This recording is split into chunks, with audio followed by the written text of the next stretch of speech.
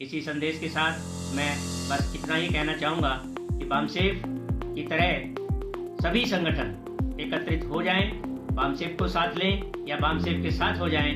जब तक ऐसा नहीं होगा तब तक भारत के मूल निवासी अपने अधिकारों से वंचित रहेंगे।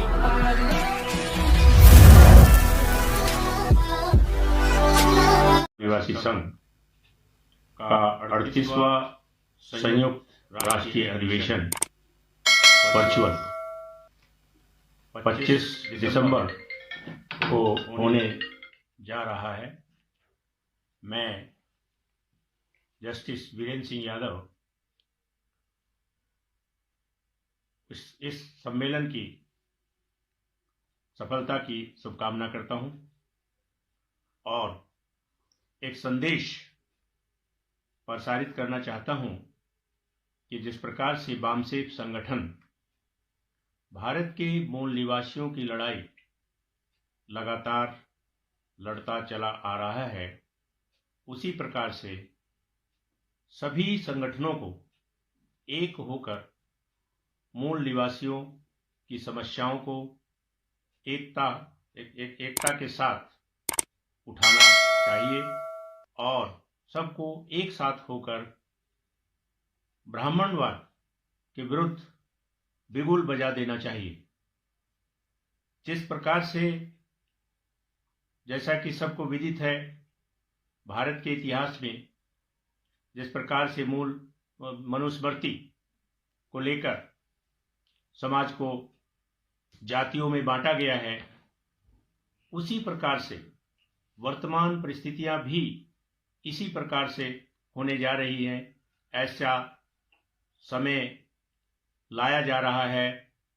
भारत के अब तक के शासकों ने हमेशा मूल निवासियों का ही शोषण किया है और उन्हें कभी भी उनके संवैधानिक अधिकारों के प्रति उनका हिस्सा नहीं दिया है।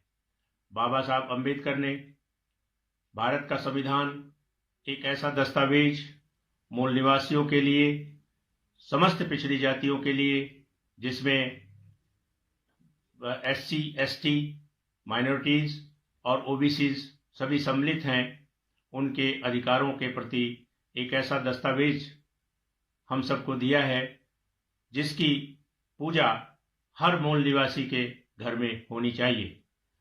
सांप्रदायिक भावना जिस प्रकार से आजकल बढ़ाई जा रही है, चलाई जा रही है, उसका कोई स्थान भारत के संविधान में नहीं है। हमें चाहिए कि हम किसी भी प्रकार से सांप्रदायिक बातों पर ध्यान न दें। ब्राह्मणवाद में जिस प्रकार से मूल निवासियों को जातियों में बांटकर अंधविश्वास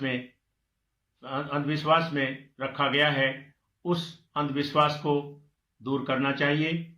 हमें गांव-गांव, घर-घर जाकर भारतीय संविधान में मूल निवासियों, पिछड़ी जातियों के अधिकारों के प्रति उन्हें सजग करना चाहिए और वर्तमान शासक और पिछले शासक जितने भी भारत को शासित करने में रहे हैं, उन्होंने जो संवैधानिक अधिकार मूल निवासियों के नहीं दिए हैं, उन्हें पूरी ताकत के साथ लेना चाहिए।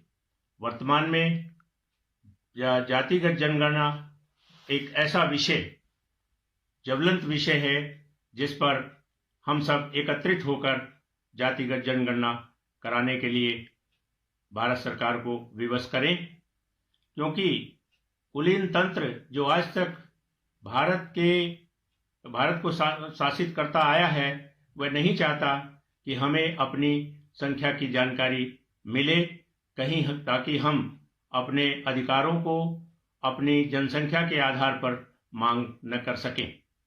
जिसकी जितनी संख्या भारी, उतनी उसकी हिस्सेदारी का सिद्धांत जब तक भारत में लागू नहीं किया जाएगा, तब तक मूल निवासियों को उनके संवैधानिक अधिकारों की प्राप्ति संभव नहीं है। इसलिए सभी मूल निवासियों को एकत्रित होकर इस जातिगत जनगणना के बारे में अपनी आवाज बुलंद करनी चाहिए। जितने भी संगठन आज तक भारत में काम कर रहे हैं, सबका मूल उद्देश्य एक ही है, संवैधानिक अधिकारों की प्राप्ति। परंतु सब अलग अलग चल रहे हैं। यदि वे सब एक मंच के नीचे आकर, जैसा कि बामसेफ वर्षों से इस बात को उठाता रहा है कि मूल निवासियों के अधिकारों को की प्राप्ति के लिए संघर्ष किया जाए, इसी प्रकार से सभी संगठनों को एक बैनर के नीचे आकर सभी एकता से अपनी मांग करनी चाहिए, ताकि उनके संवैधानिक अधिकार उन्हें प्राप्त हो सके। इसी संदेश के साथ मैं बस इतना ही कहना चाहूँगा कि बामसेफ की तरह सभी संगठन एकत्रित हो जाएं, बामसेफ को साथ लें या बामसेफ के साथ हो जाएं। जब तक ऐसा नहीं होगा, तब तक भारत के मूल निवासी अपने अधिकारों से वंचित रहेंगे। और उनको हम नहीं चाहते कि 85% जनसंख्या जो मंडल आयोग की जनगणना के अनुसार मूल निवासियों की है, पिछड़ी जातियों की है, वह 15% जो अन्य जाति, सामान्य जाति कही जाती हैं, उनसे अपने अधिकारों की मांग करते हैं। यह विडंबना है कि हम 85% एक नहीं हो पा रहे हैं। इसीलिए हम 15% व्यक्तियों से, 15% जातिगत व्यक्तियों से अपने अधिकारों की मांग कर रहे हैं। एकता अगर हो जाती है तो ऐसा समय आएगा कि 85% से अपने अधिकारों की मांग उन 15% लोगों को करनी पड़ेगी जो इस वक्त भारत के समस्त संसाधनों पर 85% कब्जा किए हुए हैं। इसलिए सब लोग इकट्ठा होकर 85 बनाम 15 का एक मुहिम चलाएं, जो आजकल 15 बनाम 85 चल रहा है।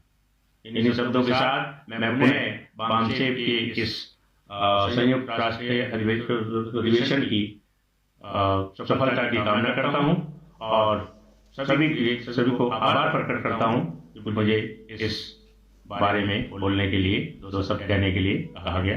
धन्यवाद।